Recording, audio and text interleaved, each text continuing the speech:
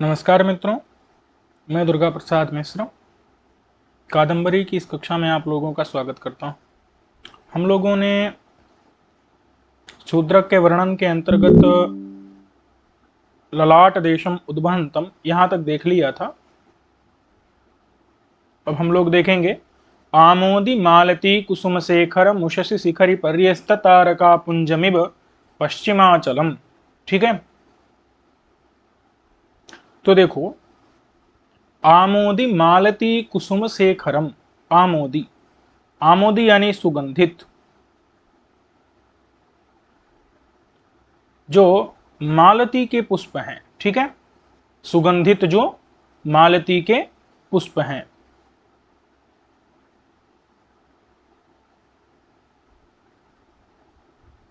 सुगंधित जो मालती के पुष्प हैं। ठीक है, अब कहते हैं कि वो पुष्प, उन्हीं पुष्पों को शेखर, शेखर का मतलब है शिरोभूषण बना लिया है जिसने।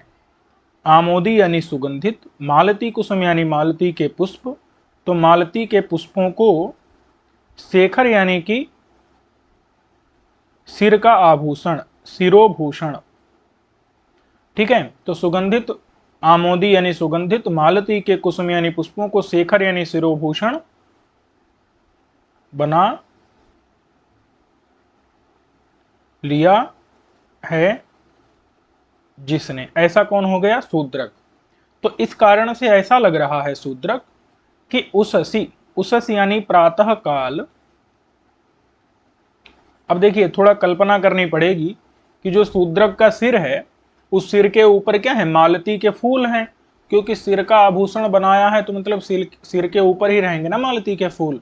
तो मालती के फूल उसके सिर के ऊपर हैं, शूद्रक के सिर के ऊपर। तो ऐसा लग रहा है कि जैसे वो पश्चिमाचल हो।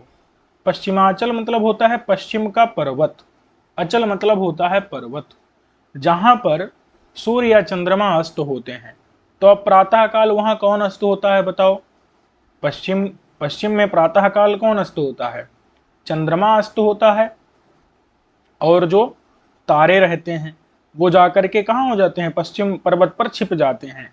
तो हम पश्चिमाचल मतलब क्या कहेंगे? अस्त पर्वत, जिसको अस्ताचल भी कहते हैं, अस्तगिरी, अस्त पर्वत। समझ आ गया कि नहीं? तो प्रातः काल वहां पर चंद्रमा और तारे जाकर के छिप जाते हैं ना पश्चिम में, क्योंकि पूर्व में सूर्य का उदय होने लगता है। तो इसीलिए पश्चिमाचल माने अस्त पर्वत जो है, पश्चिम माने जहां पर अस्त होते हैं चंद्रमा तारे इत्यादि, वो अचल, अचल कहते हैं पर्वत को। तो ऐसे पर्वत की तरह शूद्रक लग रहा है। क्यों भाई, अब मामला क्या है? तो कहते हैं देखो कि जो अस्त पर्वत है उस पर प्रातः काल में क्या अस्त होते हैं? चंद्रमा और तारे। तो चंद्रमा को थोड़ा छोड़ दो, अब आ जाओ तारे पर। तो तारे अस्त होते हैं। तो जब तारे अस्त होते हैं तो यानी कि उस पर्वत के ऊपर, उस माने जैसे ये हो गया मान लो पर्वत, ठीक है, ये हो गया पश्चिम पर्वत। अब इसके ऊपर तारे तारे अस्त हो रहे हैं। तो अब देखो, आप कल्पना करो कि राजा का जो है ये सिर है और इस सिर के ऊपर ये क्या है? मालती के फूल हैं। समझ में आया कि नहीं? तो माने जो पश्चिम का पर्वत है उसके ऊपर जब तारे अस्त होंगे तो ऐसा लगेगा ना कि मतलब राजा की तुलना उससे की जा सकेगी। यही है कि उससी माने प्रातः काल, शिखर पर मतलब अस्त पर्वत की शिखर यानी चोटी पर, चोटी पर, पर्यस्त, पर्यस्त माने बिखेरे या बिखरे हुए हैं।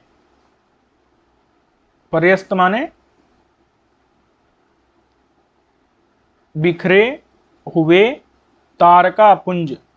तो शिखर यानी चोटी पर, पर्यस्त यानी बिखरे हुए, तारका पुंज मतलब ताराओं का समूह, तारा समूह। समझ में आ गया कि नहीं? कि शिखर यानी चोटी पर, पर्यस्त माने बिखरे हुए जो तारा, उन ताराओं का जो समूह, ऐसे समूह वाला कौन हो गया? अस्त पर्वत। उस अस्त पर्वत की तरह शूद्रक लग रहा है। समझ में आ गया कि नहीं? अस्त पर्वत मतलब पश्चिम में एक पर्वत माना जाता है, एक पूरब में पर्वत माना जाता है। तो पूरब के पर्वत से सूर्य या चंद्रमा इत्यादि और ताराओं को उदय होता है, और पश्चिम पर्वत में सूर्य, चंद्रमा, तारे इत्यादि जाकर के छिप जाते हैं। ठीक है, तो इसीलिए उसको पश्चिमाचल कहते हैं, पश्चिम गिरी कहते हैं। अस्त पर्वत कहते हैं, अस्ताचल कहते हैं, अस्तिगिरी कहते हैं, ठीक है। तो वहां पर जब अस्त होने के समय माने प्रातः काल में जब तारे सब अस्त होंगे जाकर के पश्चिम पर्वत पर, तो उसकी चोटी के ऊपर तारे तारे दिखेंगे कि नहीं, माने पश्चिम दिशा में आप देखो तो तारे तारे दिखते हैं प्रातः काल। तो इसीलिए शिखर यानी चोटी पर पर्यस्त माने बिखरे हुए हैं तारका पुंज यानी ताराओं का समूह। ऐसे समूह वाला जो पश्चिमाचल है, उस पश्चिमाचल इव को यहाँ जोड़ेंगे, उस पश्चिमाचल की तरह शूद्रक है। क्यों? क्योंकि शूद्रक का जो सिर है उस सिर के ऊपर मालती के फूल हैं, तो मालती के फूल वो मानो तारे की तरह हो गए, और जो उसका सिर हो गया वो चोटी की तरह हो गया। समझ में आ गया कि नहीं? और पश्चिमाचल माने अस्त पर्वत की तरह शूद्रक हो गया, उसकी शूद्रक का जो सिर है वो पश्चिम पर्वत की चोटी की तरह हो गया, और उसके ऊपर जो तारे हैं वो मालती फूल हो गए, ठीक है। तो पूरी तुलना हो गई इस तरह से। अब जो है शूद्रक कैसा लग रहा है, तो कहते हैं मकरध्वज। मकरध्वज मतलब होता है कामदेव, कामदेव की तरह शूद्रक लग रहा है। कैसा कामदेव भाई? तो देखो कामदेव जो है उसका सौंदर्य और शूद्रक का सौंदर्य दोनों, मतलब शूद्रक का तो कामदेव की से भी बढ़ा हुआ सौंदर्य है, तो इसीलिए कामदेव की तरह है। कौन है? शूद्रक। समझ में आ गया कि नहीं? तो कहते हैं कि कामदेव की तरह शूद्रक। अच्छा, किस प्रकार के कामदेव की तरह? तो जो आग की लपटों से घिरा हुआ है। क्या हुआ था कि कामदेव को एक तारकासुर नाम का क्या था, एक मतलब असुर था, तो उस असुर को मारने के लिए वो जो है वरदान लिया था कि भगवान शंकर के पुत्र से ही मतलब वो मरेगा। तो अब भगवान शंकर जो है समाधि में लीन थे, तो अब उनको जगाने की जिम्मेदारी थी। अब भाई भगवान शंकर का पुत्र तो तब होगा जब उनका विवाह होगा, और विवाह तब होगा जब वो समाधि से उठेंगे। वो समाधि में लीन थे, तो उनको समाधि से उठाने की जिम्मेदारी किसको दी गई थी? कामदेव को। तो कामदेव ने जाकर के उनको पांचों बाण एक साथ में मारे, तो उनकी समाधि जो है वो मतलब समाधि टूट गई। तो उन्होंने अपने तीसरे नेत्र से निकले हुए आग के द्वारा मकरध्वज माने कामदेव को भस्म कर दिया था। और अब जब शंकर जी जाग गए तो फिर देवताओं ने उनकी स्तुति की, और उसके बाद उन्होंने पार्वती के साथ में विवाह किया। फिर उनके जो है कार्तिकेय पुत्र उत्पन्न हुए, और कार्तिकेय से तारकासुर मारा गया, ठीक है। अब क्या है, तो भाई विशेष कहानी पुराण इत्यादि के द्वारा आपको ज्ञान जाननी चाहिए। अब बात यह है कि तो उस समय की मतलब बात है जब मकरध्वज को तृतीय नेत्र से उत्पन्न आग ने घेर लिया था। तो अब उस समय पर मकरध्वज कैसा लगेगा? मकरध्वज माने कामदेव। अब आग की लपटें तो ज्वालाएं तो पीली पीली होती हैं, तो ऐसा लग रहा है कि मकरध्वज को पीली पीली माने कामदेव की जिस प्रकार से ज्वालाओं ने घेर लिया, उसी प्रकार से शूद्रक बहुत से आभूषण शरीर में पहने हुए हैं। अब आभूषण भी कैसे हैं भाई? आभूषण तो सुवर्ण के होंगे ना, तो इसलिए सुवर्ण के आभूषणों की जो कांति होगी, प्रभा चमक होगी, वो भी कैसी होगी? पीली पीली होगी। उस चमक से युक्त जो शूद्रक है, सुवर्ण के आभूषणों की किरणों से युक्त पीली पीली पिंगल वर्ण की पीत वर्ण की किरणों से युक्त यथा शूद्रक है, तथैव कामदेव भी उसी प्रकार से भगवान शंकर के तृतीय नेत्र से उत्पन्न आग की लपटों से ज्वालाओं से घिरा हुआ कामदेव भी कैसा हो गया था? वो भी पीत वर्ण की किरणों से युक्त हो गया था, ज्वालाओं से युक्त हो गया था, इसीलिए उसकी तुलना शूद्रक से कर दी, ठीक है। तो शूद्रक जो है वो आभरण माने आभूषण पहने हुए है। आभूषण, अब आभूषण तो सुवर्ण के ही होंगे, तो उसकी जो प्रभा माने किरणें, ठीक है। आभूषण की जो किरणें हैं, चमक है, कांति है, वो कैसी होगी? वो तो पीले वर्ण की होगी ना, तो उसके कारण शूद्रक का जो शरीर है वो भी पीले वर्ण का हो जाएगा कि नहीं? तो पिशंगित, तो आभूषण, आभरण माने आभूषण की प्रभा माने किरणों के कारण या किरणों से पिशंगित यानी पीले, अंग यानी शरीर। समझ में आ गया कि नहीं? पिशंगित माने अंग माने पीले, पीला कर दिया है, अंग माने शरीर जिसका, ऐसा कौन हो गया? शूद्रक। तो इसीलिए शूद्रक कैसा लग रहा है? पीले शरीर होने के कारण शूद्रक कैसा लग रहा है कि ऐसा लग रहा है जैसे लग्न माने लग गई हो, लग गई हर माने शंकर। अब शंकर, हर मतलब शंकर, लेकिन लेना क्या है कि शंकर के तृतीय नेत्र से उत्पन्न, इतना अर्थ लेना है। लिखा तो केवल हर है, लेकिन लेना इतना है कि लग्न माने लग गई, क्या लग गई, जो हर माने शंकर के तृतीय नेत्र से उत्पन्न हुताश, हुताश कहते हैं आग, जिसमें ऐसा कौन हुआ, ऐसा कामदेव हुआ, ऐसा कामदेव, उस कामदेव इव, इव माने की तरह है। समझ में आ गया कि नहीं कि शूद्रक कैसा लग रहा है, शूद्रक कैसा लग रहा है, कामदेव की तरह लग रहा है। कैसे कामदेव की तरह, तो ऐसे कामदेव की तरह कि जिसमें लग्न माने लग गई, क्या लग गई, हर माने शंकर के तृतीय नेत्र से उत्पन्न हुताश माने आग, जिसमें, समझ में आ गया कि नहीं, कि जिसके शरीर में क्या लग गई है, हर माने शंकर के तृतीय नेत्र से उत्पन्न हुताश यानी आग, जिसमें लग गई है। इव, इव माने ऐसे कामदेव की तरह, माने मकरध्वज कहते हैं कामदेव को, तो ऐसे कामदेव की तरह शूद्रक लग रहा है। क्यों, क्योंकि शूद्रक भी आभूषण पहने हुए है, उनसे निकलने वाली प्रभा यानी किरणों से पिशंगित माने पीले अंग माने शरीर होने के कारण, अंगतया माने शरीर, ऐसा पीले शरीर हो गया उसका, तो ऐसा लग रहा है जैसे कामदेव हो और पीली पीली आग ने घेर लिया हो उसको। समझ में आ गया कि नहीं तो ये हो गया। और हुताश अग्नि को कहते हैं, क्योंकि हुत मतलब जितना भी हवन किया जाता है अग्नि में, उसको अश, अश मतलब खा लेता है अग्नि, इसीलिए उसको हुताश कहते हैं। ठीक है, हुतम अस्नाति हुताशः अग्नि। चलिए अब जो है और राजा को बता रहे हैं कि आसन्नवर्तिनी भी राजा के पास में विद्यमान है। क्या विद्यमान है भाई तो देखो, आसन्न मतलब है पास में, वर्तिनी, वर्तिनी माने विद्यमान हैं। कौन विद्यमान है, तो कहते हैं वार विलासिनी। वार विलासिनी का मतलब क्या होता है भाई, वारांगनाएं, वारांगनाएं यानी कि गणिका, ठीक है, मतलब वेश्याएं। ठीक है, चलिए, तो बार विलासिनी यानी कि वेश्याएं, गणिकाएं।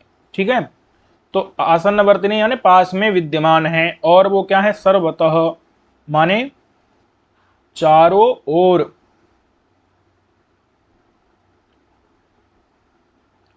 चारों ओर से, अरे भाई, चारों ओर से सेवार्थम माने सेवा के लिए, सेवा के लिए आगता भी आई हुई।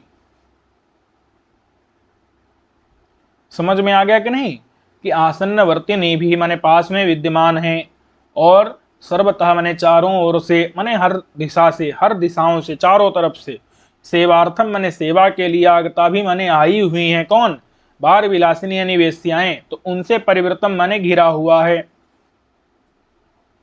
पहले भी आ चुका है घिरा हुआ, परिवेष्टित, बेष्टित, परिगत इत्यादि शब्द घिरा हुआ इस अर्थ में प्रयुक्त होते हैं।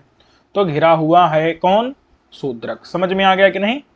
अच्छा, किसकी तरह लग रहा है, तो कहते हैं इव, ये इव को यहां जोड़ेंगे, दिग्बधू भी, इसके आगे इव यहां जोड़ देंगे। ठीक है, तो दिग्बधू भी मतलब दिशा रूपी जैसे बधुएं आई हुई हैं। समझ में आ गया कि नहीं, ऐसा लग रहा है कि यहां पर मानो दिशा रूपी बधुएं आई हुई हों। ठीक है, राजा की सेवा करने के लिए चारों जो दिशाएं हैं, उन दिशा रूपी जो है बधुएं माने स्त्रियां आई हुई हों। ठीक है, तो दिग्वधु मतलब इव का अर्थ क्या होगा, मानो, दिशा रूपी बधुएं जो है उन बधुओं के समान वेश्याओं से घिरा हुआ है। ठीक है, तो दिग्वधु यानी कि दिशा रूपी, बधु मतलब होता है स्त्री, तो दिशा रूपी स्त्रियां, मानो दिशा रूपी स्त्री जो है, वो स्त्री वही जो है उस राजा को चारों तरफ से घेरी हुई है। ठीक है, तो आसन्न वर्तनी हुई मतलब पास में विद्यमान, सर्वथा ने चारों ओर से सेवार्थम आगता भी, सेवा के लिए आई हुई। इव माने मानो दिशा रूपी बधुएं ही चारों तरफ से सेवा के लिए आई हुई हो। ठीक है, तो इस प्रकार से बार विलासिनी भी माने वेश्याओं से परिवृतम मतलब घिरा हुआ है, परिवेष्टित है। कौन? शूद्रक। ठीक है, कवि को ऐसा लग रहा है कि दिशा रूपी वधुओं से घिरा हुआ है, वास्तव में तो वहां पर चारों तरफ से सेवा के लिए बार विलासिनी माने वेश्याएं आई हुई हैं, उनसे परिवृत है माने घिरा हुआ है। ठीक है, अब देखो, अब थोड़ी सी आपको कल्पना और ज्यादा करनी पड़ेगी। अब आगे देखो, स्त्री अपने अपने हृदय में पति को रखती है कि नहीं? स्त्री अपने हृदय में पति को रखती है। अब अगर बात आए कि स्त्री जो है वो पृथ्वी हो, तो पृथ्वी का पति कौन है? पृथ्वी का पति है राजा, और राजा यहां कौन है? शूद्रक। तो यानी कि जो राजा शूद्रक है उसको पृथ्वी कहां रखेगी? अपने हृदय में रखेगी कि नहीं? स्त्री अपने हृदय में पति को रखती है, तो पृथ्वी का जो पति कौन है? राजा होता है, भूपति। भू यानी कि पृथ्वी का पति कौन माना जाता है? राजा। तो राजा शूद्रक है, तो उसको अपने हृदय में कौन रखेगी? माने पृथ्वी रखेगी। अब दिक्कत यह है कि पृथ्वी का हृदय और उसमें राजा शूद्रक कहां से बैठेगा भाई? तो कल्पना कर रहा है कभी कि वहां की जो फर्श है, जो माने राजसभा की जो फर्श है, राजभवन की माने वो जो सभा भवन मंडप, आस्थान मंडप की जो फर्श है, उसमें शूद्रक का प्रतिबिंब पड़ रहा है। वहां पर जो है शूद्रक का प्रतिबिंब पड़ रहा है। किसमें? जमीन में। अरे फर्श माने जमीन, तो वो जो जमीन है, फर्श है, उसमें शूद्रक का प्रतिबिंब पड़ रहा है। तो कवि को ऐसा लग रहा है कि पृथ्वी ने ही अपने हृदय में उस शूद्रक को बसा रखा है। समझ में आ गया कि नहीं? यही कि अमल माने निर्मल, निर्मल जो मणि का बना हुआ कुट्टिम, निर्मल जो मणि से रचित माने बना हुआ, कुट्टिम माने फर्श। ठीक है, तो उस फर्श पर संक्रांत मतलब पड़ रहा है या प्रतिबिंबित हो रहा है। संक्रांत माने पड़ रहा या फिर प्रतिबिंबित हो रहा है। क्या पड़ रहा है? क्या प्रतिबिंबित हो रहा है? तो सकल देह माने संपूर्ण देह का, माने पूरे शरीर का प्रतिबिंब। पूरे शरीर का जो प्रतिबिंब है वो प्रतिबिंबित हो रहा है, पड़ रहा है। किस पर? जो अमल माने निर्मल, जो मणि के द्वारा रचित फर्श पर। समझ में आ गया कि नहीं? अमल माने निर्मल, मणि यानी कि मणि के द्वारा विरचित जो कुट्टिम यानी फर्श, उस पर संक्रांत माने पड़ रहा है अथवा प्रतिबिंबित हो रहा है। क्या? सकल माने संपूर्ण माने पूरे देह का। किसके? शूद्रक के। तो शूद्रक के पूरे शरीर का प्रतिबिंब जो है वो उस पर पड़ रहा है। किस पर? फर्श पर। तो ऐसा लग रहा है कि पति के प्रेम से, पति मतलब भूपति, राजा, जमीन का जो पति, वसुंधरा मतलब क्या है? पृथ्वी के द्वारा अपने पति यानी कि राजा। भाई पति कौन होगा? पृथ्वी का। तो राजा के प्रेम से, मतलब राजा के प्रेम से यानी राजा के प्रति प्रेम होने के कारण, वसुंधरा माने पृथ्वी के द्वारा, हृदयेन माने अपने हृदय से, उह्यमानम, अच्छा हृदय से और इब लिखा है यहां, हृदयेन प्लस इब प्लस उह्यमानम। इब माने मानो, उह्यमानम मतलब ढोया जा रहा या फिर वहन किया जा रहा या फिर धारण किया जा रहा, धारण किया जा रहा। समझ में आ गया कि नहीं? वही कहा था ना, स्त्री अपने हृदय में पति को धारण करती है, तो पृथ्वी का पति राजा शूद्रक है, तो उसको अपने हृदय में वो धारण कर रही है। बात समझ में आई कि नहीं? तो धारण किया जा रहा है कौन? शूद्रक। समझ में आ गया कि नहीं? ढोया जा रहा, वहन किया जा रहा। उह्यमान का मतलब है धारण किया जा रहा है। इव माने मानो, हृदय माने हृदय से, किसके द्वारा? वसुंधरा, पृथ्वी के द्वारा। पति प्रेमणा मतलब राजा के प्रेम से। ठीक है, ये तो मानो ऐसा है। वास्तव में क्या है कि वहां अमल यानी निर्मल, मणि यानी कि मणि के रचित, मणि के द्वारा बने हुए कुट्टिम माने फर्श पर संक्रांत माने पड़ रहा है सकल देह प्रतिबिंब, पूरे शरीर का प्रतिबिंब। इस कारण से ऐसा लग रहा है। समझ में इतना आ गया कि नहीं? ठीक है,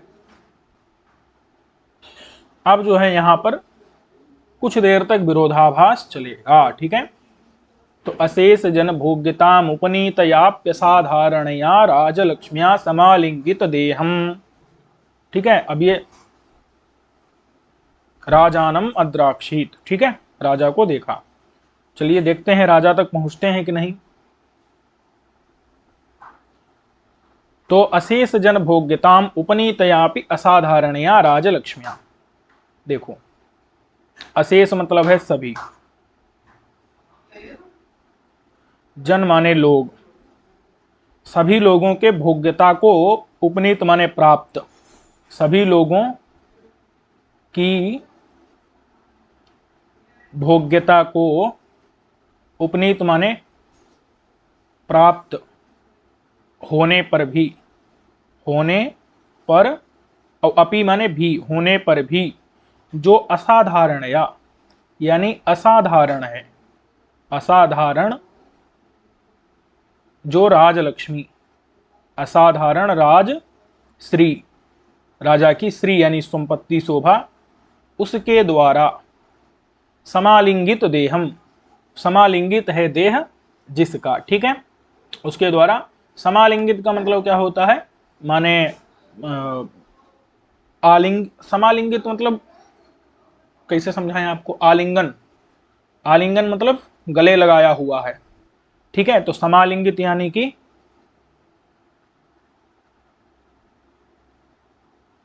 गले लगाया हुआ है, देह माने शरीर जिसका, शरीर वाला कह दो। ठीक है, ऐसा कौन हो गया, शूद्रक। अब देखो समझना होगा क्या कि राजा की जो राजलक्ष्मी है, राजा की जो संपत्ति है, शोभा है, वो सिर्फ शूद्रक की ही है ना, या कोई और भी राजा है शूद्रक के अतिरिक्त, कोई अन्य भी राजा है क्या, नहीं है ना। इसीलिए राजलक्ष्मी में क्या विशेषण दिया, असाधारण, वो साधारण नहीं है। साधारण मतलब क्या है कि किसी अन्य राजा के आश्रित नहीं है। देखो स्त्री जो होती है, अगर वो अलग अलग पुरुषों के पास जाती रहती है तो उसको साधारण स्त्री कहा जाता है। समझ में आ गया कि नहीं। यह संपत्ति होती है या कोई भी वस्तु अगर होती है, ठीक है, तो अगर वो क्या होती है, सभी को सुलभ रहती है, सभी को प्राप्त होती है, तो उसको क्या कहते हैं, उसको साधारण कहते हैं। साधारण मतलब जो जनसाधारण के लिए सुलभ हो, सुलभता से उपलब्ध हो। लेकिन राजा की जो ये राजा की स्त्री यानी लक्ष्मी है, राजा की जो संपत्ति है, वो असाधारण है। असाधारण मतलब और किसी माने अन्य किसी भी राजा के पास नहीं है। बात समझ में आई कि नहीं। तो ऐसी, अच्छा अब दिक्कत यह है कि राजा वो राजलक्ष्मी का दान भी तो करता रहता है ना, संपत्ति अपनी याचकों को वितरित करता रहता है। तो याचक लोग भी तो राजा के पास आकर के उसकी संपत्ति का उपभोग कर लेते हैं कि नहीं। याचक आते हैं, राजा से मांगते हैं, और उसके बाद उस संपत्ति का याचक लोग भी उपभोग करते हैं, तब तो गड़बड़ हो जाएगा। अब राजा की लक्ष्मी असाधारण कहाँ रह गई, वो तो सभी लोगों के द्वारा उसका भोग किया जाने लगा, उपभोग किया जाने लगा। बात समझ में है कि नहीं। सभी याचक आते हैं, राजा संपत्ति मांग लेते हैं और उसके बाद उपभोग करते हैं। तो वो तो वही बता रहे हैं कि अशेष माने सभी, जन माने लोगों की भोग्यता को प्राप्त हो गई ना। तो भोग्यता को प्राप्त होने पर भी अब असाधारण कैसे रहेगी, तो साधारण हो गई ना राजा की लक्ष्मी, राजा की श्री। तो ये अर्थ करेंगे अगर हम, तो क्या होगा यहाँ पर, असाधारण का अर्थ माने जो सभी लोगों को प्राप्त ना हो, अगर ऐसा करेंगे तो विरोध होगा। क्योंकि अशेष जन माने सभी लोगों को की भोग्यता को उपनीत माने प्राप्त होने पर भी सभी लोग उसको भोग सकते हैं, सभी लोगों की वो भोग्य हो गई है, क्योंकि राजा से मांग करके सब लोग भोग सकते हैं। तो फिर भी असाधारण है। असाधारण मतलब जो सबको प्राप्त ना हो। असाधारण माने सबको प्राप्त ना हो। अब बताओ, तो ऐसे अर्थ करेंगे तो विरोध होगा कि नहीं। तो ये हो गया विरोध। लेकिन जब हम इसका अर्थ कर देंगे असाधारण का सर्वोत्कृष्ट, सर्वोत्कृष्ट, अब कोई विरोध है, अब नहीं है। क्योंकि सब लोग भले ही उसको मांग करके ले जा करके भोग लें, तो भोग्यता को वो सबके प्राप्त है, राजा की लक्ष्मी, राजा की संपत्ति, लेकिन क्या वो उत्कृष्ट नहीं है? उत्कृष्ट तो तब भी रहेगी। तो इसलिए सर्वोत्कृष्ट है, ऐसा अर्थ कर देंगे तो विरोध नहीं है। समझे कि नहीं? ये आपको ध्यान रखना है कि अशेष माने सभी जन माने लोगों के भोग्यता को उपनीत माने प्राप्त होने पर भी माने सब लोगों के द्वारा भोगी जा सकती है राजा से याचना करके, मांग करके, और फिर भी वो असाधारण है माने सबको प्राप्त न होने वाली है, तो विरोध होगा। लेकिन जब हम असाधारण का अर्थ करें देंगे सर्वोत्कृष्ट है, तो विरोध नहीं रहेगा, तो विरोध का परिहार हो जाएगा। तो इस प्रकार की राजलक्ष्मी के द्वारा समालिंगित देहम माने गले लगाया हुआ है राजलक्ष्मी ने, जिसके शरीर को, ऐसे शरीर वाला हो गया शूद्रक। समझे कि नहीं? समालिंगितम देहम यस्य सह, तो राजलक्ष्मी ने समालिंगित किया है, मैंने अपने गले लगाया हुआ है देह यानी शरीर को, जिसके शरीर को, ऐसे शरीर वाला शूद्रक हो गया। ठीक है, अब देखिए, अपरिमित परिवार जन्म अपि अद्वितीयम। अपरिमित मतलब है अनंत, अनंत। परिवारजन कहते हैं नौकर चाकर, परिवारजन मतलब नौकर चाकर। ठीक है, तो राजा के अनंत नौकर चाकर हैं, और होने पर भी अपरिमित परिवार जन्म अपि, अपि मतलब भी, तो अपरिमित परिवार जन होने पर भी, माने अनंत नौकर चाकर होने पर भी, जो अद्वितीयम, अद्वितीयम का मतलब जिसके पास दूसरा कोई नहीं है, अद्वितीयम मतलब अकेला। अब बताओ, तो अनंत नौकर चाकर होने पर भी जो अकेला है, ऐसा अर्थ करेंगे तो क्या होगा? तो विरोध होगा। समझ आ गया कि नहीं? क्या होगा? विरोध, विरोध होगा। लेकिन जब हम अर्थ ये समझ में आ गया ना, अपरिमित माने अनंत, परिवारजन माने नौकर चाकर होने पर भी जो अद्वितीय है, अद्वितीय माने जिसके पास कोई दूसरा है ही नहीं, यानी अकेला है। अब बताओ, तब तो ये तो गलत हो जाएगा ना, तो विरोध है, क्योंकि अकेला आदमी और नौकर चाकर अनंत हो तो ऐसा हो ही नहीं सकता। वो अकेला कैसे हो सकता है? उसके तो बहुत से सहायक हैं, परिवारजन माने नौकर चाकर हैं, तो ये विरोध है। अब विरोध का परिहार कैसे करेंगे? तो यहां पर जब हम अद्वितीयम का अर्थ बदल देंगे, क्या कर देंगे? अद्वितीयम का अर्थ कर देंगे, अकेला नहीं करेंगे, अकेला करेंगे तो विरोध। अद्वितीयम का अर्थ है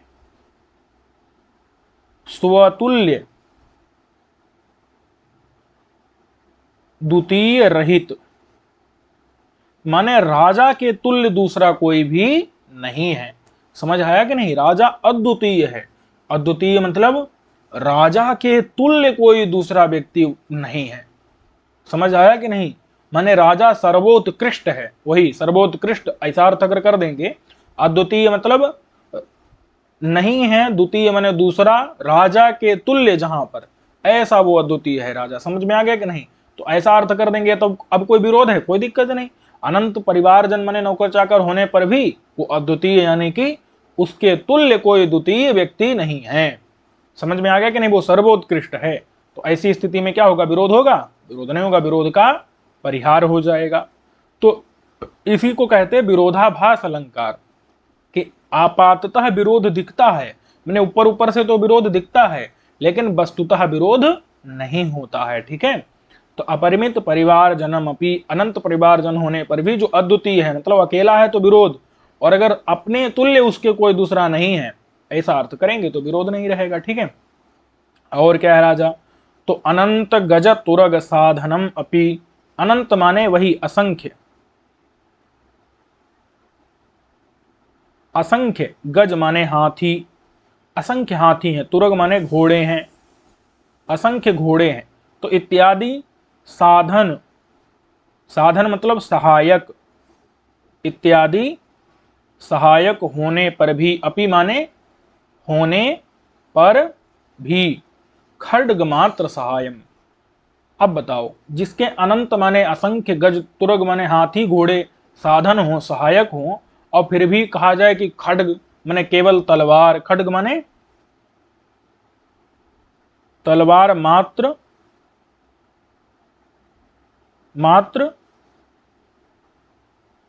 सहायक है जिसका। अब बताओ, तो जिसका तलवार मात्र सहायक है, ऐसा कहना कैसे संभव होगा? समझ में आया कि नहीं? कि जिसके अनंत माने गजतुरग हाथी घोड़ा साधन हो, सहायक हो, फिर भी वो तलवार मात्र सहायक है जिसका, ये तो दोनों विरोधी बातें हैं। एक आदमी के पास सिर्फ तलवार हो तो उसकी क्या होगी, वो तलवार मात्र सहायक होगी। और एक आदमी के पास असंख्य घोड़ा साधन हो तो उसके तो वो सब सहायक होंगे, उसको सिर्फ तलवार मात्र सहायक है ऐसा कहना क्या होगा, विरोध होगा कि नहीं। लेकिन वास्तव में विरोध नहीं है, ये विरोधाभास है।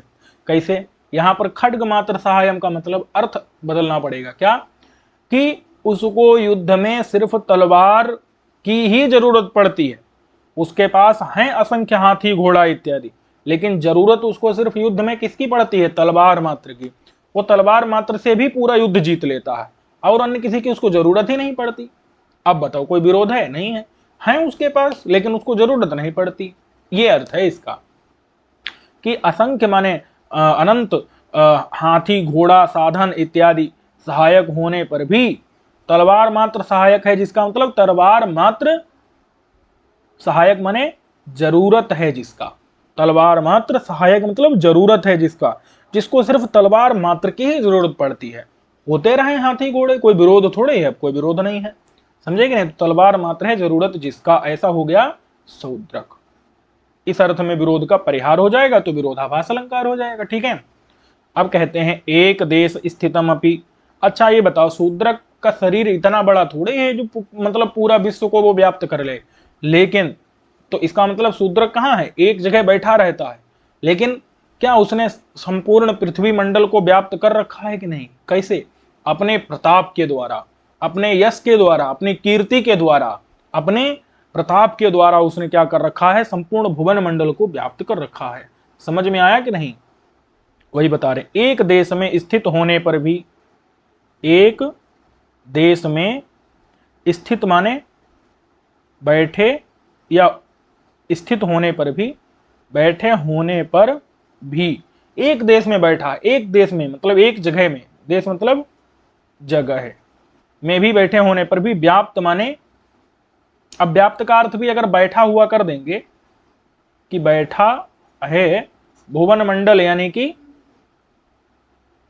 संपूर्ण पृथ्वी मंडल में जो, अब बताओ तब तो गड़बड़ हो जाएगा ना, कि एक जगह पर बैठे होने पर भी जो व्याप्त माने बैठा है भुवन मंडल में, संपूर्ण पृथ्वी मंडल में जो बैठा है, तो ये तो गलत हो जाएगा कि पूरे पृथ्वी मंडल में थोड़े कोई बैठा व्याप्त हो सकता है। व्याप्त माने स्थित, व्याप्त और स्थित दोनों का अर्थ एक भी है, तो स्थित माने बैठा और व्याप्त माने भी स्थित माने बैठा है, तो ये तो विरोध हो जाएगा। तो हम व्याप्त का अर्थ क्या करेंगे कि जिसने व्याप्त कर लिया है, व्याप्त मतलब संबंधित, संबंध कर लिया है, व्याप्त माने व्याप्त का अर्थ संबद्ध भी होता है, तो जिसने संबद्ध कर लिया है भुवन मंडल को या पूरे भुवन मंडल को अपने प्रताप के द्वारा, अपने तेज के द्वारा, अपने यश कीर्ति के द्वारा पूरे भुवन मंडल को संबद्ध कर लिया है, मतलब अपने आप से जोड़ लिया है, ठीक है। वो है पूरे भुवन मंडल में विद्यमान है, लेकिन किस रूप में, अपने प्रताप, अपनी कीर्ति, अपने यश के द्वारा। बात समझ में आ गई कि नहीं, ऐसा अर्थ कर देंगे तो विरोध नहीं रहेगा। मतलब एक अर्थ अगर हम व्याप्त का अर्थ बैठा करेंगे तो विरोध होगा, और व्याप्त मतलब संबंधित, हर जगह संबंधित है, किसके द्वारा, अपने शरीर से नहीं, तेज के द्वारा, प्रताप के द्वारा, तो कोई समस्या नहीं रहेगी, ठीक है, तो विरोध नहीं रहेगा, विरोध का परिहार हो जाएगा। अब है आसने माने आसन पर, वही देखो फिर से उसी प्रकार का आ रहा है। अब यहां पर कोई व्याप्त का अर्थ विख्यात भी कर देता है कि जो विख्यात है भुवन मंडल में, पूरे भुवन मंडल में जो व्याप्त माने विख्यात है, तो ऐसा अर्थ करेंगे तो भी विरोध नहीं रहेगा। कोई ऐसा भी कर देता है व्याप्त माने विख्यात है भुवन मंडल जिसके कारण से, कि पूरा पृथ्वी मंडल जो है वो व्याप्त माने विख्यात है तीनों लोकों में, शूद्रक के कारण से पूरा भुवन मंडल माने संपूर्ण पृथ्वी मंडल विख्यात है, कहां पर, तीनों लोकों में, ऐसा अर्थ कर देंगे तो भी कोई दिक्कत नहीं रहेगी, ठीक है। अब देखो आसने, आसने मतलब आसन पर, आसन पर स्थित माने बैठा होने पर भी, आसन पर बैठा होने पर भी, जो धनुषी माने धनुष पर निसरणम माने बैठा है, जो धनुष पर निसरणम माने बैठा है। अब बताओ ये तो गड़बड़ है कि नहीं, आसन में बैठे होने पर भी जो धनुष पर बैठा है तो गड़बड़ है बात। तो निसरणम का अर्थ भी बैठा है यही होता है, पीछे आप पढ़ चुके हैं, इंदुकांत मणिपर्यंकिका निसरणम, इंदुकांत मणिक बनी पलंग पर निसर्ण माने बैठा था, तो निसर्ण माने भी बैठा, स्थित माने में भी बैठा। आसने माने आसन पर बैठा होने पर भी, स्थितम अपि बैठा होने पर भी, धनुष पर जो निसर्णम बैठा है। विरोध हो रहा है कि नहीं? हम अर्थ बदल देंगे कि धनुषि निसर्णम का अर्थ है धनुष पर आश्रित अथवा धनुष पर विश्वास करने वाला। समझ में आया कि नहीं? कि माने युद्ध में जो सिर्फ किस पर विश्वास करता है? धनुष पर विश्वास करता है। समझ में आया कि नहीं? माने धनुष पर यह विश्वास करता है कि धनुष ही विजय दिलाएगा। समझ में आया कि नहीं? निसर्णम का मतलब क्या है? विश्वास करने वाला। समझ में आया कि नहीं? कि माने धनुष मतलब धनुष पर विश्वास करने वाला। किस प्रकार का विश्वास? कि धनुष ही मुझे माने युद्ध में विजय दिलाएगा। तो जो धनुष पर निसर्णम मतलब आश्रित है। समझ में आया कि नहीं? निसर्णम मतलब आश्रित है, कि धनुष पर ही विजय का विश्वास करने वाला है। समझ में आ गया कि नहीं? तो जो धनुष पर आश्रित है मतलब जो युद्ध में धनुष पर आश्रित होता है, धनुष पर विश्वास करता है विजय दिलाने वाले के रूप में। ठीक है, तो धनुष पर बैठा है मतलब धनुष पर आश्रित है, युद्ध में धनुष उसका सहायक बनता है। ये जो है अर्थ करेंगे तो विरोध नहीं रहेगा। अच्छा, और कैसा है राजा? तो राजा ने उत्सादित, उत्सादित मतलब मार दिया, नष्ट कर दिया। अशेष मतलब सभी, अशेष माने सभी। दुष्ट माने शत्रु, शत्रु रूपी ईंधन, ईंधन माने ईंधन को, शत्रु रूपी उत्सादित माने मार दिया है, अशेष माने सभी, दुष्ट माने शत्रु रूपी, ईंधन माने ईंधन को, ईंधनम अपि। ठीक है, तो शत्रु रूपी ईंधन को मार दिया है, फिर भी ज्वलत माने जल रहा है, जल रहा है, प्रताप रूपी आग जिसकी, जल रहा प्रताप रूपी अग्नि जिसका। समझ में आ गया कि नहीं? ऐसा है शूद्रक। तो देखो, शूद्रक ने यद्यपि सभी शत्रु रूपी ईंधन को क्या कर दिया है? उत्सादित कर दिया, मतलब मार दिया, खत्म कर दिया, फिर भी ज्वलत माने जल रहा है, प्रताप रूपी अनल माने आग जिसकी। अब बताओ आप, गड़बड़ मामला है कि नहीं? अगर ईंधन खत्म कर दोगे, दूषित माने शत्रु, ईंधन माने ईंधन, तो शत्रु रूपी जो ईंधन है उसको उत्सादित माने खत्म कर दिया है, नष्ट कर दिया है। अशेष माने संपूर्ण। तो जब सारा ईंधन खत्म कर दोगे तो बताओ आग जलेगी कैसे? विरोध हो रहा है कि नहीं? ज्वलत माने जल रहा है, प्रताप रूपी अनल माने आग। अब बताओ विरोध होगा कि नहीं होगा? विरोध हो रहा है, तो अब उसका वारण कैसे करेंगे? तो ज्वलत ना करके अर्थ बदल देंगे, चमक रहा है। क्या कर देंगे? चमक रहा है। चमक सकता ही है, कोई दिक्कत नहीं। प्रताप रूपी आग जो है क्या है? माने दीप्यमान हो रहा है। बात समझ में है कि नहीं? दीप्यमान है का मतलब, चमक रहा है का मतलब विद्यमान है। बात समझ में है कि नहीं? जल रहा है ये नहीं कह रहे हैं, जल रहा है नहीं कह रहे हैं, चमक रहा है, विद्यमान है। समझ में आया कि नहीं? चमक रहा है मतलब विद्यमान है, विद्यमान है। ठीक है, तो उत्सादित माने मार देने पर भी, खत्म कर देने पर भी, अशेष माने संपूर्ण, दूषित माने शत्रु रूपी ईंधन को खत्म कर देने पर भी, ईंधन खत्म हो गया है, फिर भी चमक रहा है प्रताप रूपी आग जिसका। समझ में आ गया कि नहीं? तो ऐसा अर्थ कर देंगे तो कोई समस्या नहीं रहेगी। और अगर ज्वलत माने जलता हुआ कर दिया तो गड़बड़ हो जाएगी, क्योंकि जल नहीं सकता। बात समझ में है कि नहीं? तो प्रताप रूपी, प्रताप तो समझते हैं ना, राजा का जो प्रताप है, प्रभाव है, महात्म्य है, तो तदरूपी अनल माने आग जिसका चमक रहा है, विद्यमान है हर जगह पर। ठीक है, हर जगह विद्यमान है। अब यहाँ रूपक अलंकार है, क्योंकि शत्रुओं में ईंधन का आरोप किया गया है, प्रताप में आग का आरोप किया गया है, तो और यहाँ पर वो भी जो है परंपरित रूपक है, क्योंकि प्रताप में आग का आरोप इसलिए किया गया है क्योंकि शत्रु में ईंधन का आरोप किया गया, न किया जाता तो प्रताप में आग का आरोप नहीं किया जा सकता था। तो इसीलिए यहाँ परंपरित रूपक है, कार्य कारण भाव। कार्य कारण भाव मतलब परंपरा, वो परंपरा होती है जहां पर उसको कहते हैं परंपरित रूपक। ठीक है, अच्छा, और राजा कैसा है? तो कहते आयत लोचनम अपि सूक्ष्म दर्शनम। देखो, आयत का अर्थ होता है चौड़ा, विशाल,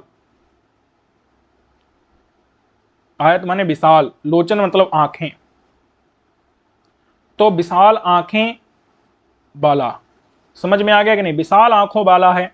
आयते लोचने यस्य, आयते माने विशाल, लोचन माने आंखें हैं जिसकी। तो ऐसा होने पर भी सूक्ष्म, सूक्ष्म मतलब होता है छोटा, छोटा, और दर्शन मतलब भी आंखें होता है। तो छोटी आंखों वाला। अब बताओ विरोध हो रहा है कि नहीं? सूक्ष्म माने छोटी होता है, दर्शन माने आंखें होता है। तो आयत माने विशाल, लोचन माने आंखें। तो विशाल आंखों वाला होने पर भी जो सूक्ष्म माने छोटी, दर्शन माने आंखों वाला है। विरोध हो रहा है कि नहीं? अर्थ बदलना पड़ेगा। विरोध का परिहार करने के लिए क्या करेंगे हम? अब मैं नलचंपू पढ़ा रहा हूं, उसमें भी आप देखेंगे सखरा सुकोमला निर्दोष सदूषणा निर्दोषा, विरोध है, अर्थ बदल देते हैं, उसका विरोध का परिहार हो जाता है। ठीक है, तो सूक्ष्म दर्शनम का अर्थ छोटी आंखों वाला ये है। अगर ऐसा करेंगे तो विरोध होगा, और अगर बदल देंगे तो क्या होगा? सूक्ष्म, सूक्ष्म का मतलब अब यहाँ छोटा, मतलब ये छोटा, और दर्शन माने आंखें नहीं रहेगा। अब तो सूक्ष्म मतलब होता है अध्यात्म। देखो जो अध्यात्म होता है, अध्यात्म का मतलब होता है आत्मा के विषय में। अब अगर आप आत्मा के विषय में विचार करते हैं तो आत्मा के विषय में जो बातें होती हैं वो अत्यंत सूक्ष्म होती हैं। क्या होती हैं? सूक्ष्म माने आत्मा के विषय में। ठीक है, अध्यात्म के विषय में दर्शन, दर्शन माने ज्ञान, आंखें नहीं, दर्शन माने ज्ञान, और बाला। समझ में आ गया कि नहीं? माने जो राजा सूक्ष्म माने अध्यात्म, दर्शन माने ज्ञान वाला है। सूक्ष्मम माने अध्यात्मम, दर्शनम माने ज्ञानम यस्य सह। समझ गए कि नहीं? तो जिसका अध्यात्म ज्ञान है, आत्मा के विषय में जिसका ज्ञान है, समझ में आ गया कि नहीं? तो इसलिए अध्यात्म ज्ञान वाला है। सूक्ष्म माने अध्यात्म, दर्शन माने ज्ञान है जिसका, तो अध्यात्म ज्ञान वाला राजा है, कोई विरोध नहीं है। आयत माने विशाल, लोचन माने आंखों वाला होने पर भी सूक्ष्म माने अध्यात्म, दर्शन माने ज्ञान वाला है। अब इस अर्थ में कोई विरोध नहीं है कि राजा के विशाल आंखें हैं, आयत माने विशाल, लोचन माने आंखें हैं, और सूक्ष्म माने अध्यात्म, दर्शन यानी ज्ञान वाला है। ठीक है, कहते हैं महादोषमपि सकल गुणाधिष्ठानम।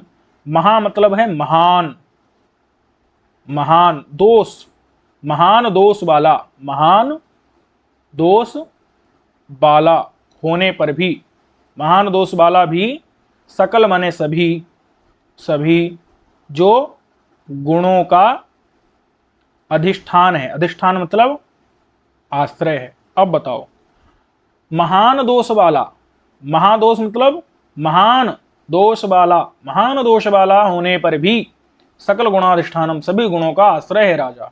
गड़बड़ बात है कि नहीं भाई? महान दोष भी है राजा के अंदर, और क्या है? सभी गुणों का आश्रय भी है। तो अर्थ तो गड़बड़ा रहा, विरोध है। परिहार कैसे करेंगे?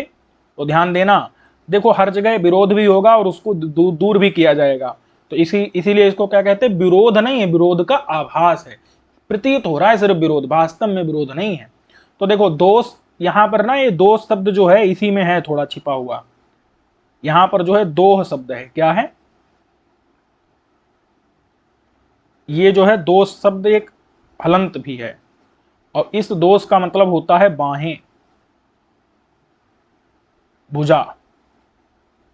ठीक है, तो अब जो है महादोषम का अर्थ बदल जाएगा कि महान दोष नहीं, महान बाहें, बड़ी बाहें, बड़ी बाहु बाला होने पर भी सभी गुणों का अधिष्ठान है। कोई दिक्कत रहेगी? अब नहीं रहेगी। महादोषम का मतलब क्या होगा?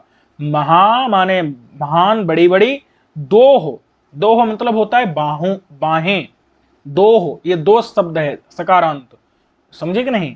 तो महान दोह, दोह मतलब जो बाहें, महान माने बड़ी बड़ी, दोह माने बाहें, तो ऐसी महान दोह मतलब बाहें वाला होने पर भी जो सकल माने सभी गुणों का अधिष्ठान है। ठीक है, ये जो दोषम अपि है ना, ये दोष शब्द है, समझो। देखो अगर दोष रहेगा, दोष मतलब होता है दुर्गुण, उसका भी द्वितीया में क्या बनेगा? दोषम बनेगा, दोषम बनेगा। और अगर ये दोष शब्द रहेगा, दोष, दोष इसके रूप चलते हैं दोह, दोसौ, दोसह, दोषम, समझे कि नहीं? इस दोष का भी क्या बनेगा? दोषम बनेगा। तो इसीलिए यहां पर क्या है? महादोषम माने महान दोष, दोष मतलब बाहों वाला, दोष नहीं, ये नहीं लेना है, ये लेना है। तो महान माने बड़ी बड़ी, दोषम माने बाहों वाला होने पर भी, दोष वाला नहीं लेना, क्या लेना है? बाहु, बाहु वाला, बाहों वाला होने पर भी सकल माने सभी गुणों का अधिष्ठान है, आश्रय है, सभी गुण उसके अंदर विराजमान है। तो कोई दिक्कत नहीं रहेगी। अब अदोष का अर्थ दोष ले लेंगे, दूषण ले लेंगे तो दिक्कत आ जाएगी, विरोध आ जाएगा, उसका परिहार करना पड़ेगा। समझे कि नहीं?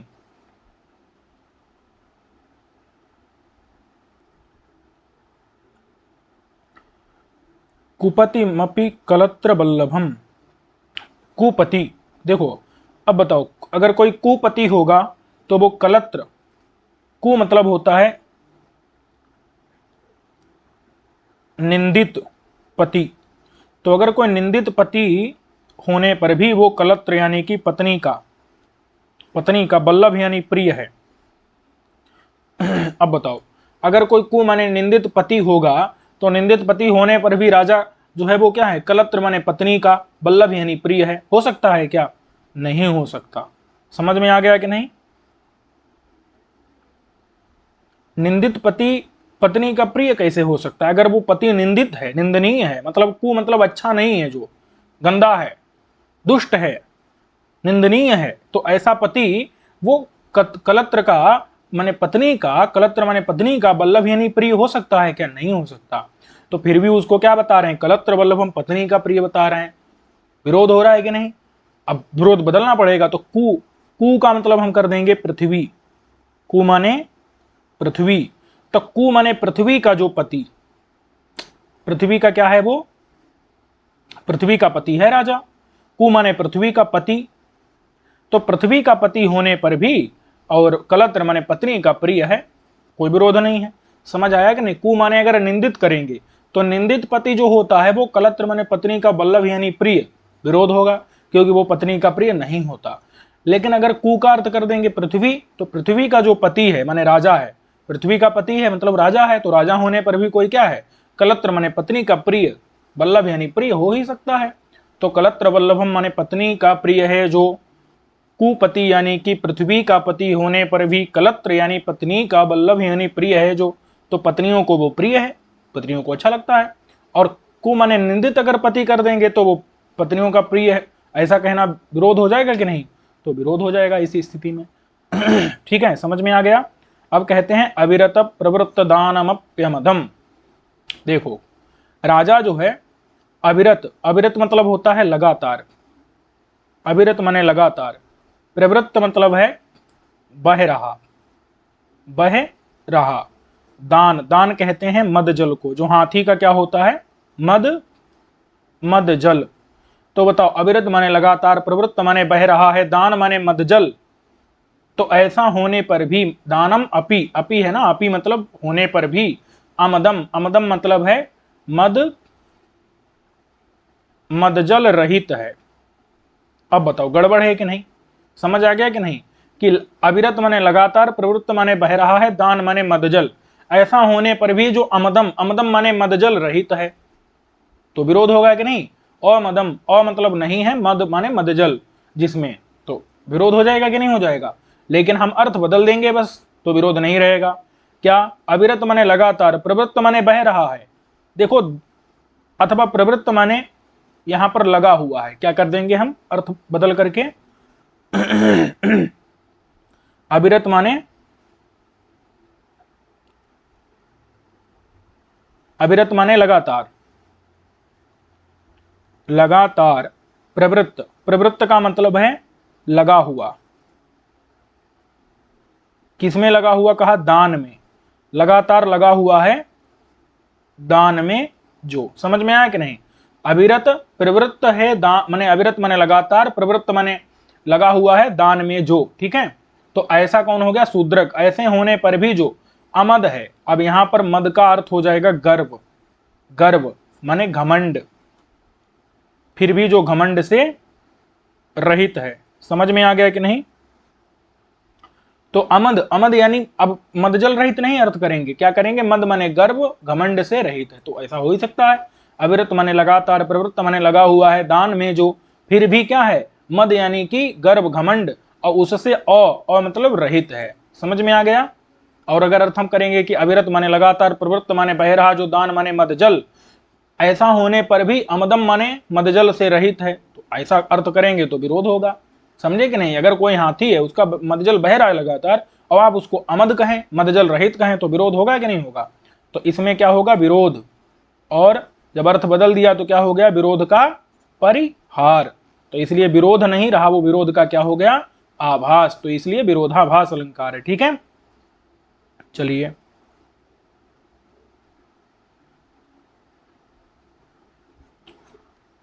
अब देखिए, अत्यंत शुद्ध स्वभावम अपि, अत्यंत शुद्ध स्वभाव होने पर भी जो कृष्ण चरित है, कृष्ण मतलब काला, चरित माने स्वभाव। अब बताओ, अत्यंत शुद्ध स्वभाव होने पर भी जिसका क्या है, काला स्वभाव है। समझ में आ गया कि नहीं? अत्यंत माने बहुत ज्यादा शुद्ध स्वभाव होने पर भी कृष्ण चरित मतलब जो काले स्वभाव वाला है। समझ में आ गया कि नहीं? जिसका काला स्वभाव है। शुद्ध मतलब है जिसका स्वच्छ, जिसका स्वच्छ स्वभाव, निर्मल स्वभाव होने पर भी जो कृष्ण माने काले स्वभाव वाला मतलब गंदे स्वभाव वाला है। अब बताओ, राजा जो है अत्यंत शुद्ध स्वच्छ स्वभाव वाला होने पर भी कृष्ण माने काला माने गंदे स्वभाव वाला है, तो क्या हो गया, विरोध हुआ कि नहीं? और अगर हम कहें कि राजा अत्यंत शुद्ध स्वभाव होने पर भी कृष्ण, कृष्ण मतलब भगवान कृष्ण की तरह, भगवान कृष्ण की तरह चरित, चरित माने स्वभाव वाला है। समझ में आ गया कि नहीं? घटा लेना। तो कृष्ण माने भगवान कृष्ण की तरह चरित माने स्वभाव वाला है, तो विरोध का क्या हो गया, परिहार हो गया। समझ में आया कि नहीं? अत्यंत शुद्ध स्वच्छ निर्मल स्वभाव होने पर भी कृष्ण माने भगवान कृष्ण के समान चरित यानी स्वभाव वाला है राजा, तो कोई विरोध है नहीं है, तो विरोधाभास अलंकार। और राजा कैसा है, अकरम अपि, अकर मतलब होता है नहीं है हाथ जिसका, अ माने नहीं, कर माने हाथ, तो हाथ रहित होने पर भी, हाथ में स्थित, हस्त स्थित माने हाथ में स्थित है, सकल भुवन तलम, यहां सकल कहीं कहीं गायब है, जोड़ लेना है, कोई बात नहीं। हाथ में स्थित है, सकल माने संपूर्ण, संपूर्ण भू लोक जिसके। अब बताओ, हाथ है ही नहीं, कर माने हाथ है ही नहीं जिसके पास, लेकिन हस्त माने हाथ में स्थित माने स्थित है, सकल संपूर्ण भुवन तल माने भूलोक जिसके हाथ में स्थित है। गलत बात है कि नहीं? जिसके पास हाथ ही ना हो वो अपने हाथ में तो क्या नहीं रख सकता, एक मिट्टी का ढेला नहीं रख सकता, उसके हाथ में संपूर्ण भूलोक कैसे आ सकता है, पूरी पृथ्वी कैसे आ सकती है? समझ में आया कि नहीं? तो हाथ में स्थित सकल माने संपूर्ण भुवन तल माने भूलोक जिसके, ऐसा कैसे हो सकता है जिसके, अकर अ माने नास्ति विद्यमान करह यस्य, जिसके हाथ ही नहीं है, कैसे हो सकता है? तो वही बता रहे हैं कि विरोध होगा तो हम बदलेंगे, कर माने हाथ नहीं करेंगे, कर माने हाथ नहीं, कर माने क्या करेंगे, टैक्स। समझे कि नहीं? कर मतलब टैक्स, देय, जो राजा को दिया जाता है किसी अन्य राजा को। तो शूद्रक से बड़ा, शूद्रक का स्वामी कोई राजा है क्या जिसको शूद्रक को टैक्स देना पड़ता हो? नहीं है। तो अकर माने